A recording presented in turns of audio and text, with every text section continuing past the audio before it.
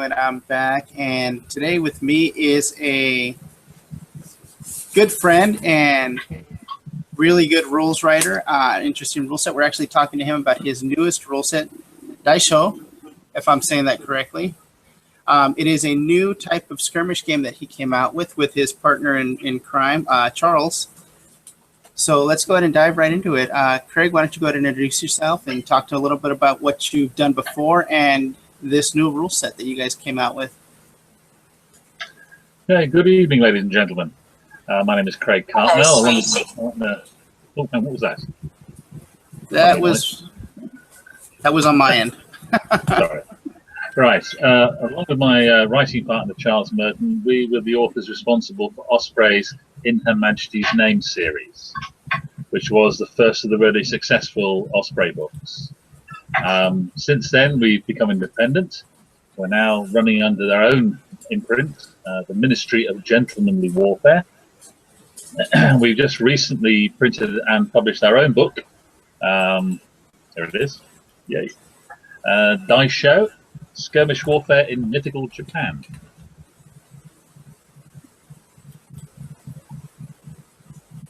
That's cool. So has this been something you guys had been kind of had on the back burner for a little while that you guys were thinking of doing, or is this kind of something that you just sort of came up with slowly as you guys were working on the other games?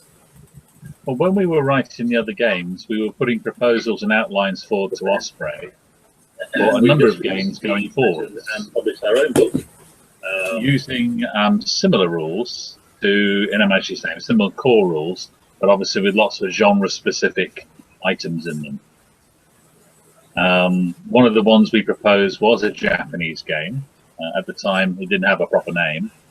And when we split from them, we sat down and had a few beers and discussed what would we want to do, rather than we were commissioned to do the steampunk game by Osprey. And we both looked at each other and said, samurai. Because we both love samurai films and fiction, etc. And both have quite a range of samurai figures of our own. And we realized that practically every gamer we knew had a couple of dozen samurai and ninja and other figures in their collection, which they almost never used because they collected them because they were cool. So we decided to write Daisho, which took us the best part of 12 months, and then another 6 months to get it all laid out and published and everything. And now it's being sold through Nick Air at North Star Miniatures and through various outlets around the world. Oh, wow, that's actually, that's not a very long period of time to work on a rule book, especially one as extensive as this one. The amount of things that I've had to reference back and forth just because the amount of historical context has been phenomenal. I mean, it's kind of amazing that you guys were able to pull it together so quickly, about a year and a half to kind of get it all done and finalized. It's really impressive, actually. I think there was I don't know which writer said it, but many years ago a writer said, write what you know. It's a period we've both been interested in back since the 1970s, when we both first watched Shogun, the series. And there's another couple of periods which we're going to get into, which we'll talk about later, which is similar, which we both got a great deal of interest in. So we already had lots of books, lots of background information, and it just sort of flowed, and it was great fun. Oh, that's kind of cool. I kind of look forward to seeing that. So as far as the rulebook goes, this rulebook's a little bit bigger than the other rulebooks that have traditionally done with Osprey. This one's much bigger. It's more of a notebook size kind of rulebook, laid out in a very similar way. But how long did it take you guys to decide to go on this size as far as the rulebooks go, just because of the page size and everything? I mean, I enjoy the size and the ability of the font to be so big. So, well, the initial range of Osprey books, both ours and with the other guys who wrote for them, they had a size in mind. It was the same size as their standard army books, and that is this much smaller size here. Yeah. And they actually set as a target of 64 pages, 25,000 words. So that's what we had to write to. And as you can see, we produced so much material, we could produce another 2 books out of it.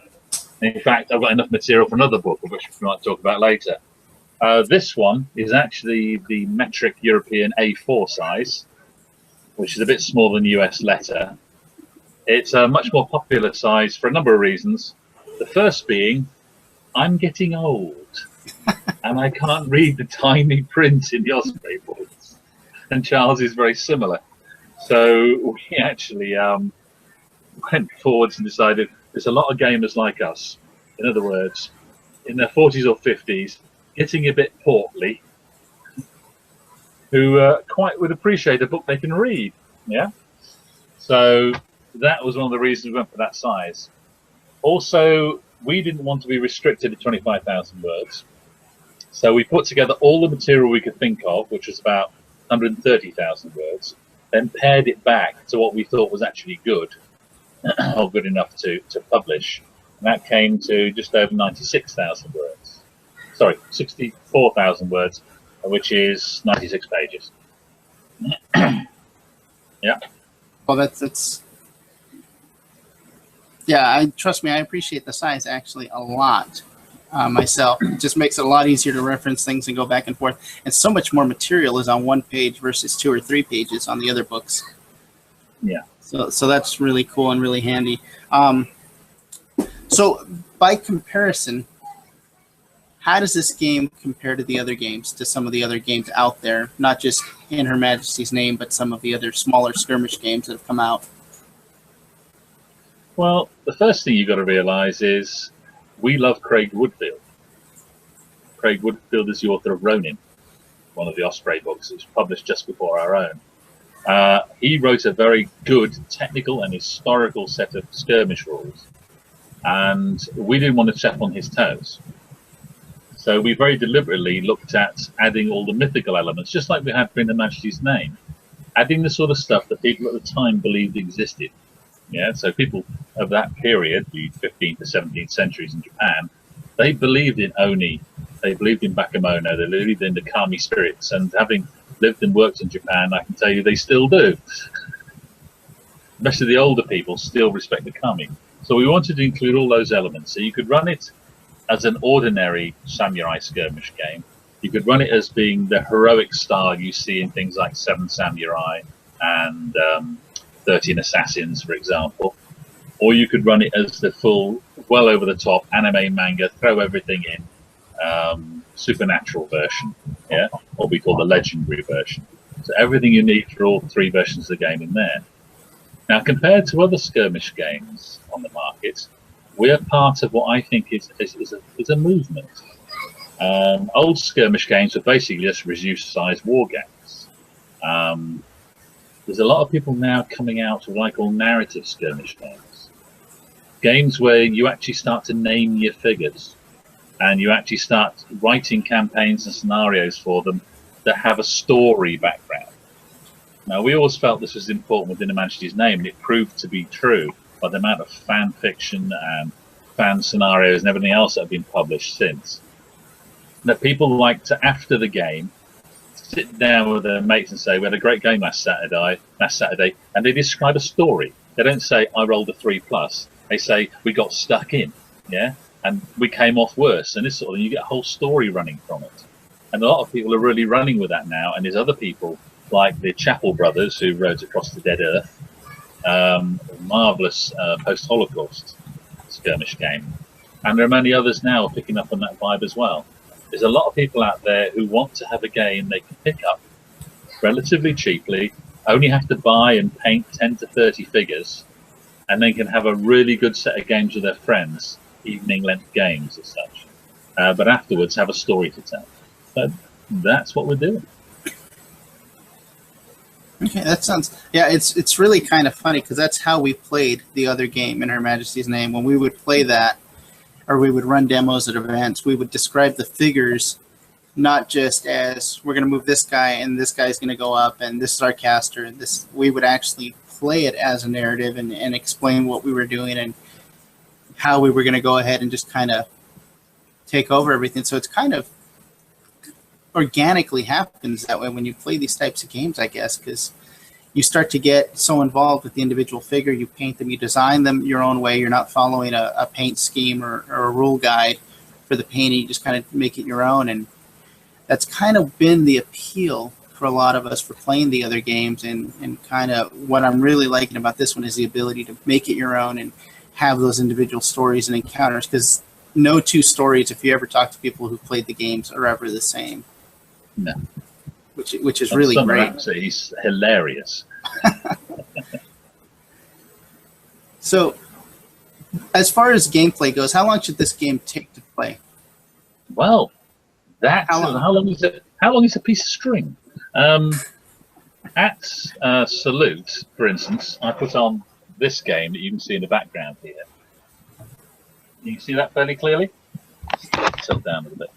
Yeah. As you can see, it's a very small board, and we ran two 200-point armies on it, and the game took about 30 minutes, that includes teaching the people to play. We had 9-year-old boys picking the rules up faster than their dads. We had a non-gamer's a gamer's non-gaming girlfriend come and play him, and whoop his ass. I think he was married before.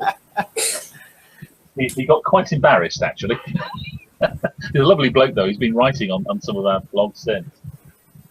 So you don't need a lot, as you can see. You just need a couple of buildings, and these are made out of basically cat food containers. As you can see, that's Whiskers, cat food. A few aquarium plants, a few coffee stirrers turned into fences, yeah, and away you go. It's really quite simple. So a small game you can do in half an hour to 45 minutes. If you want to play a multiplayer game, which a lot of people seem to enjoy doing, getting 3 or 4 friends in, or a big massive melee, it can take a couple of hours. The longest game we ever played was with 4 players, and that took us the best part of 3 hours, a whole evening. There again, there was quite a bit of drinking. That always does add to the flavor of the game. Yeah. So getting bits of pizza off some of the figures afterwards was not less amusing.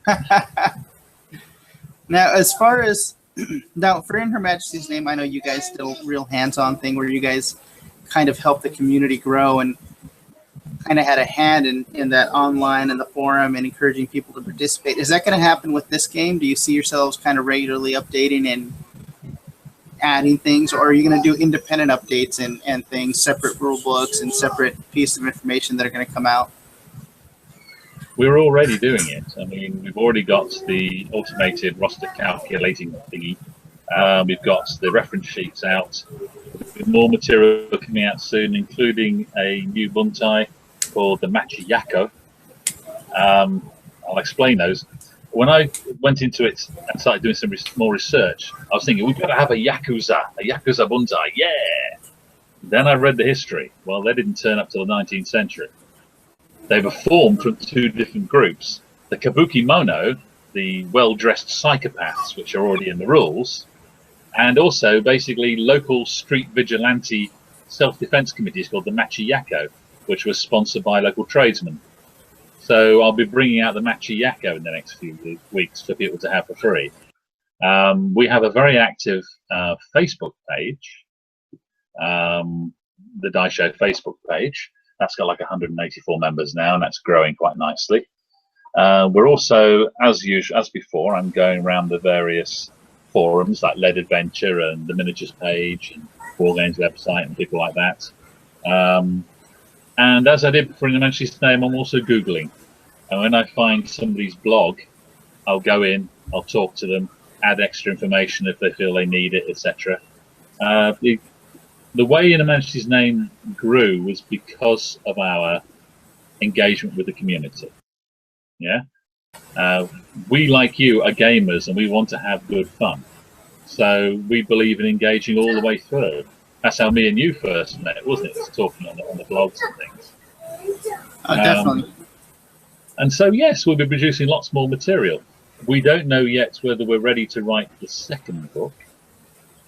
We have plans for a 2nd book, which will be bringing in the Chinese, the Koreans, the Portuguese, the Dutch, the English, basically the full gamut that you see rolling around in the series Shogun.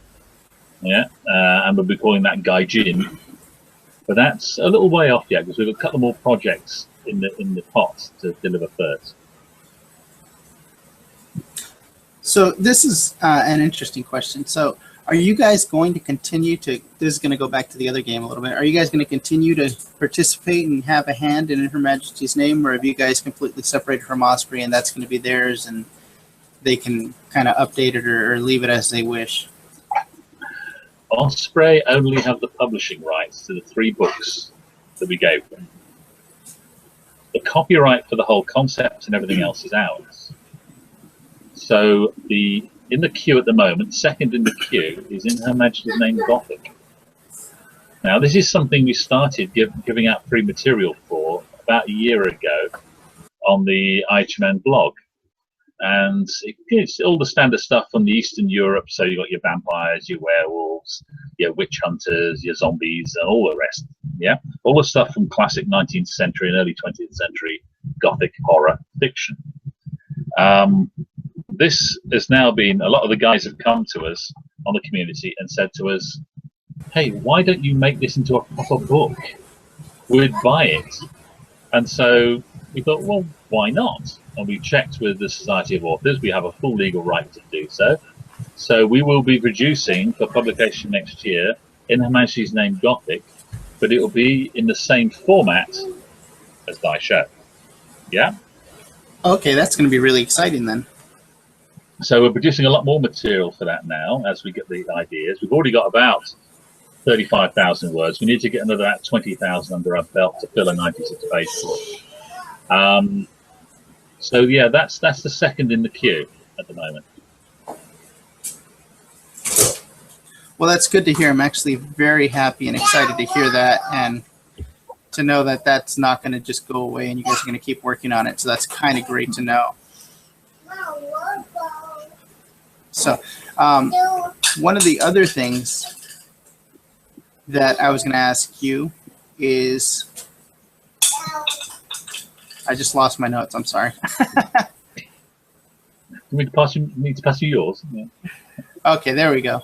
So now that we've kind of gone over it and people realize that this game is totally independent of Osprey, what was the exact reasoning behind that, if that's okay to ask? It's okay to ask. It's in the public domain. Osprey had set out quite a long-distance plan for Osprey War Games. They had engaged quite a wide range of authors. Some of the books were not very successful. Some, like Dan Mersey's fantastic Lion Rampant, are marvelously successful, and we're really pleased with that, because I'm building companies to play Lion Rampant now. I'm actually creating them up. I'm looking forward to his Dragon Rampant in the autumn. But when we talked to them about the outlines of various books that we wanted to produce, they were already saying, well, the next slot available in our publication calendar is 2017. And we said, well, we've got some momentum going with Her Majesty's Name now. People really like the game. We've got a large community out there. They want more material and similar games we could produce in the same series. And they said, well, there's nothing we can do for you till at least 2017. So we amicably decided to part our ways for the time being. And we are now producing under our own imprint. And all the money that is made by the game, because we're both full-time professional guys, all the money is being poured back into the business so we can keep printing. Did you have a lot of trouble finding someone that was willing to publish the book for you, or did you just find somebody that was willing to print it because you paid for it and was willing to just take your money and print your book? One of the guys that we made friends with very early on in the business, a man called Nick Eyre from North Star Miniatures. Nick is a marvelous chap and supports a very wide range of authors and games. And he was quite keen to see us do more stuff. So he said if we could get the book printed, he would happily act as a distributor and publisher. Yeah. Which He is on the back of the book, for those of you guys that haven't seen it or picked it up yet. Yeah. That would be him. Oh, one of the things, real quick, sorry, I don't mean to cut you off, Craig, is the price point for the book is actually a lot. Personally, I don't want to offend anyone, but I find it more reasonable than the price point for the other In Her Majesty's Names book. Now the reason I say that is because the other books are the exact same length, the same size, the same material, but there's no color photographs, but they cost exactly the same as the original book. Yeah. Osprey War Games is a very small division of Osprey, and it has a very tight budget. So when the first book came out, and Nick was supporting that strongly with figure ranges, etc., he was able to give them lots of photographs of nice new shiny figures, all painted up by the marvelous Kevin Dallimore. And so they filled the book with that, and they used part of their art budget to launch this book. So we got the nice illustrations inside by Jesse McGivney. We got the lovely Fabian Lascombe cover.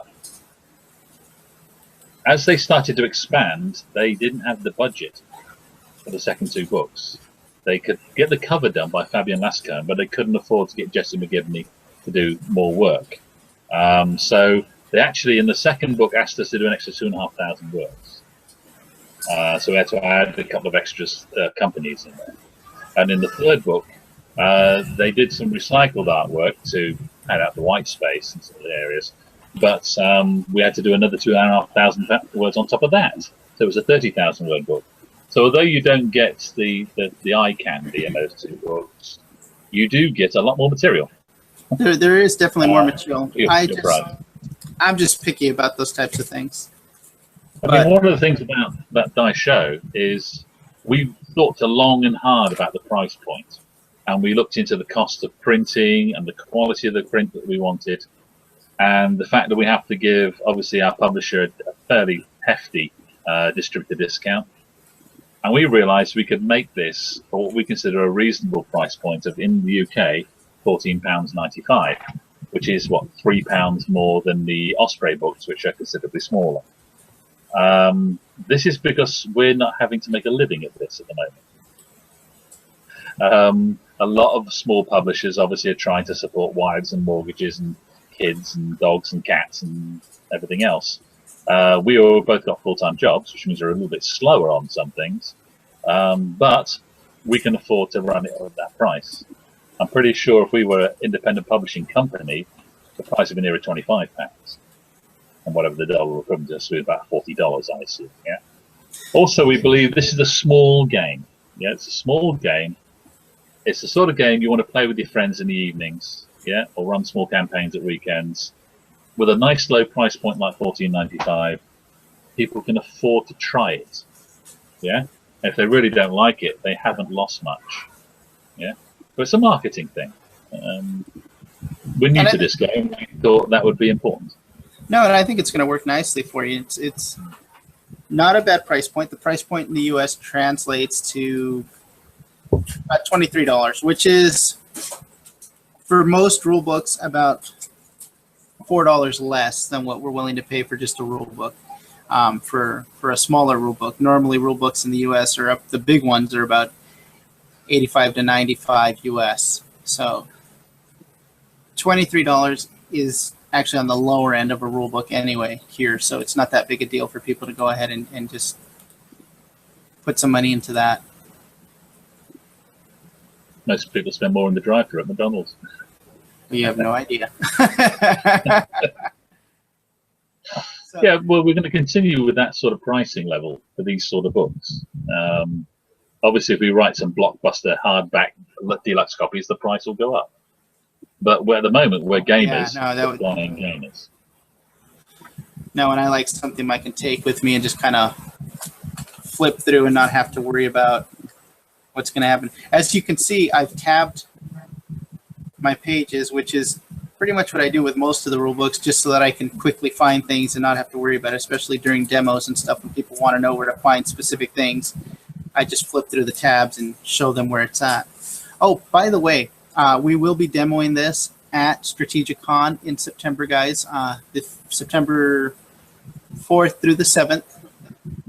So you guys want to stop by the gaming area, go ahead and check it out. We're going to have some minis. I went ahead and ordered a butt ton of samurai minis in different genres from an online company, which is pretty good. So we're putting those together. We're hunting down terrain. Craig actually gave me a great resource for print and play terrain.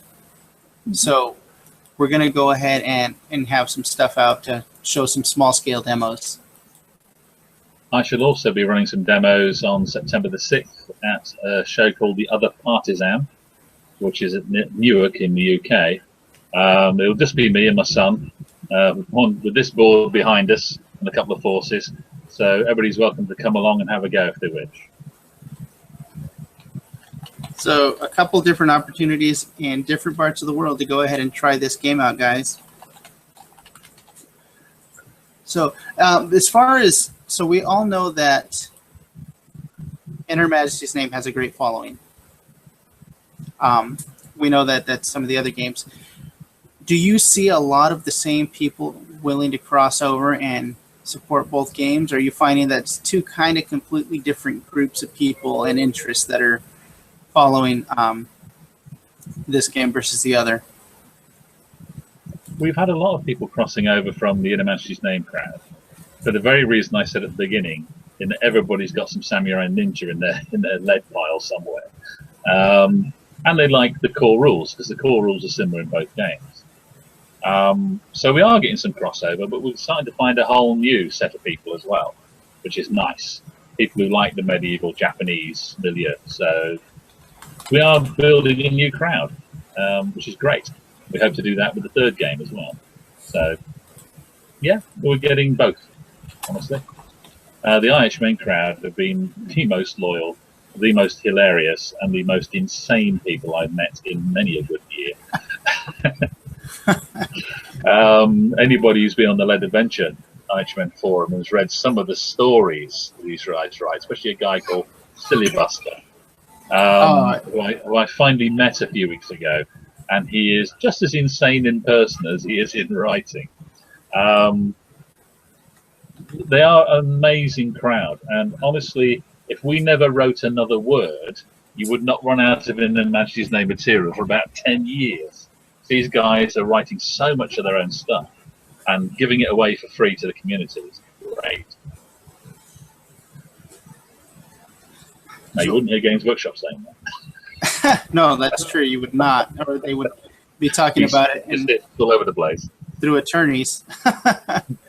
So I have actually thought about doing this. I'm not sure how many other people are thinking of doing it. Is a kind of crossover with some of the In Her Majesty's Name's figures. I've tried to work out how it would go. Me and one of my cohorts have been thinking about it, and we may have worked out a way to make it work so both sets of rules, because they are very similar in nature. There's a few key differences, but I think we may have figured out a way to make a crossover game work. Mm-hmm. That sounds interesting. I mean, one of the things you could easily port across to, especially a game set in Sleeping Dragon Rising Sun, would be the key powers. That would be easy to port across and would balance because it's based on the same point system. Oh yeah, that would be great. It would work out even better had I not lost my copy of Sleeping Dragon. Do I hear somebody begging for a freebie?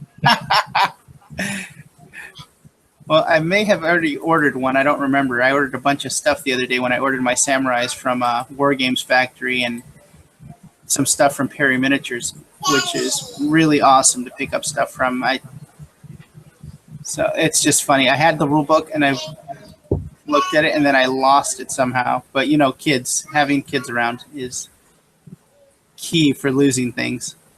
When you've got my mind going now, I'm starting to think about poor Western travelers in Japan suddenly facing Oni and Bakemono. That'd be quite amusing. So let me see what else I got. I think we kind of covered everything. What do you have, kind of a little tidbit that you'd like to have, or probably will have come out to kind of leave everybody hungry for more? Well, as I said, we're looking at Gaijin. That'll be a book in the future. We're looking at Archimen Gothic. And we're also introducing a new game, again on the same core rule set, which includes these little fellas. Any idea what they are? Let's see. Now it's not showing me you. No, it's not showing very well. Well, the other period that me and Charles are deeply into is the Dark Ages in Northern Europe.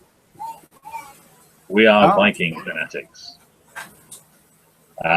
So we're halfway through at the moment in writing Blood Eagle, which will be on the same core rule set as Daisho in Her Majesty's Name, but will allow you to run war bands from all across Sweden, Norway, Finland, Denmark, England, Ireland, Scotland, Wales, northern France, all the way down to Byzantium with the Varangian Guard. So if you've ever watched the series Vikings, you'll be able to run your own Viking warband. You can play the Saxons, you can play the Danes. There's going to be about 15 to 20 different warbands in the book. Again, we'll be engaging the various mythical elements as well. So the Christian forces like the Saxons and the Franks will be able to use blessings and various other Christian additions, whereas the pagan Vikings, of course, are bringing in their weird powers. You'll have berserkers and Ulfednar, and oh yes, it's getting quite bloody. If you think Daisho is savage, well, that's like a scalpel next to an axe. Oh wow, I can't wait for that. That seems definitely exciting. I mean, we'll also bring in things like Hrimbursar, which is the frost giants, and a few other mythical creatures as well. That's exciting, especially since I was trying to get into Saga for a little bit, so I already have a ton of Vikings and minis from that time period already. Well, the thing with Saga is you have to have, what I've seen, 20 to 40 figures. You've got to have many millions of figures to play Saga, and I think I got through assembling 30 and then primed them, and then I never painted them. So, well, these here, there's about 36 figures there I just showed you. Yeah. That's 3 warbands. Each person only has 1 warband. And also on there, you might not have noticed, I had a whole bunch of shield maidens. And I'm looking forward to hassle-free miniatures, because they're going to be producing a Ragnar and a Lagertha figures. So they'll be featuring quite strongly as well. So, of course, we won't use their exact names, because we don't want to be hunted down and killed by the film company. No, there's all that whole thing. But that's a lot of exciting stuff, and I'm really glad that you were able to produce Daisho and get it done and printed and out to the people. It's really fun. Is it already in the U.S. and available on Amazon? Do you know? It will never be available on Amazon, ever. Ever. And I shall tell you why. Osprey were almost bankrupted by Amazon. Because what Amazon do is, if they see a book like this running at £11.99 and they're selling it for £9.98 or whatever, and it's not selling as fast as all the standard books they sell, you know, these are only small print run books, they then knock it down to 99 cents for a month. Now, Osprey would have spent £4 printing that. To have their entire stock discounted down to 99 cents basically destroys sales in the territory Amazon does it in. Osprey got a whole load of books back from a major American book shop chain because they were undercut, and they lost £3 or £4 in every book. We're never going to Amazon. We'll always sell through the war game shops, your friendly local game shop, and through small games publishing companies like Nick and North Star. Because that's the way I think most gamers would prefer to use their pound and their dollar, is with their local game shops and small games companies. Just good. And I'm going to link. No, I had completely forgotten about that, actually. So it's good that you reminded me, because I tend to forget about that. But we will be linking. I will be linking North Star as far as where to get the game, guys, and some of the miniature stuff. I mean, they've put on their website where in the Australian territories and the American territories you can get the books from. They are available in the USA because some people have already been getting them and telling us they've got them. So you don't have to order from the UK with a prohibitive post and package cost. That's true, and always check your local game shop, guys. See if they can order it for you and help them out. Mm-hmm. It's always good to do that and help them keep the lights on. Exactly. And it's a sort of game, it's a sort of size that a friendly local game shop can easily put on. It only takes a small table and a bit of terrain. Yeah, we're looking at what, a 3x3 with about 4 or 5 buildings, maybe some shrubs and hedges and trees just for line of sight. And yeah. Well, very similar to what I've got there, isn't it? So yeah, oh, exactly, yeah. Should be great. And I think this is one of those games that people are going to enjoy making their own and kind of creating their own buntai and having these really crazy things, like the guy that just came out. What was the crew, the Batman-inspired crew that he came out with for the other game? And the Suicide Squad has got out now as well. Yes. Oh, that was amazing, the amount of work he must have put into that just to make it so unique and fun. I mean, on the Daisho blog, there is actually, like there was for Inamashi's name, is a full article on how to create your own buntai. And introduces a brand new buntai called the Steel Lotus. Yeah? Yeah, that's perfect. I actually have the blog up right now. So the blog is very good, very clean, and it's like the other ones, very easy to write and to read. So that's always great. If you look at the bonus materials section, you'll see there's a few things in there already that will expand as the game does.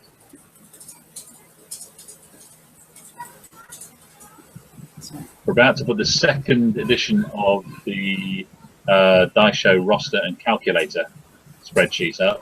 Just a couple of guys have come in and said, "Oh, we can help you with that. We can tidy it up. We can make it work better." And they sent me the copy today, and it's absolutely spankingly good. So it'll be going up in the next couple of days. And that's the community getting involved as usual. You can't hold these guys back. No, and these guys want to get into it. They really want to get into it and be a part of it and make it something with them. So that's always very cool.